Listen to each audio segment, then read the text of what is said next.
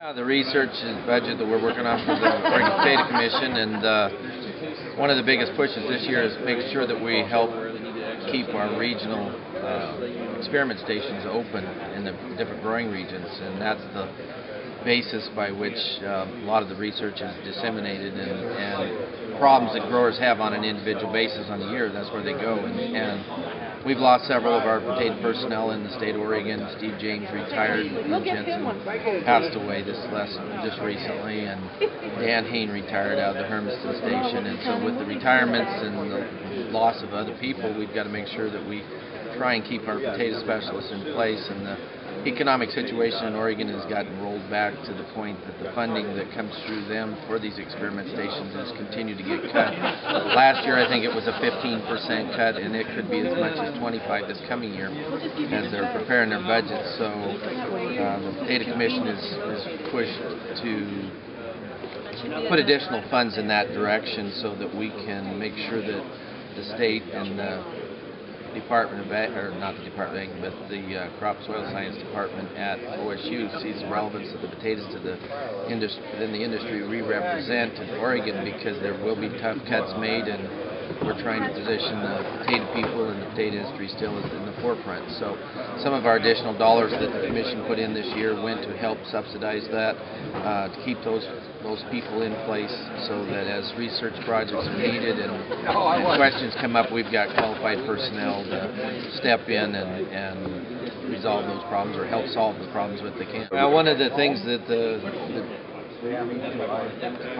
Dean of the Department of Agriculture at OSU has tried to emphasize the regional stations to try and find local industry support to subsidize as much as 25% of the localized stations, and that's coming from industry and situations that they're actually fixing a surcharge, if you will, on its fertilizer on a per ton basis. They're considering that.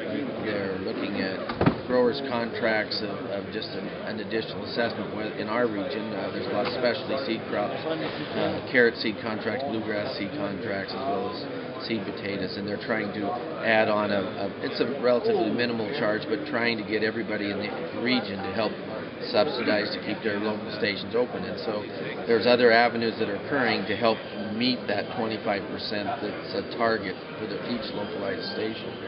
Are you concerned that the funding's never going to come back once you lose it? Absolutely. It's as we all know, once revenue stream starts, as long as they're around, they're going to continue to target that as a means to subsidize it. Try to, as a Potato Commission, tag on some stipulations as to time frame that we are willing to step up to this upper level that we are, that is strictly dollars to help subsidize these stations. And we tried to tag on some stipulations about what kind of comes along with the monies, and that is a start and stop period, as well as some personnel issues that we really want to emphasize that we keep our key personnel in place for the future.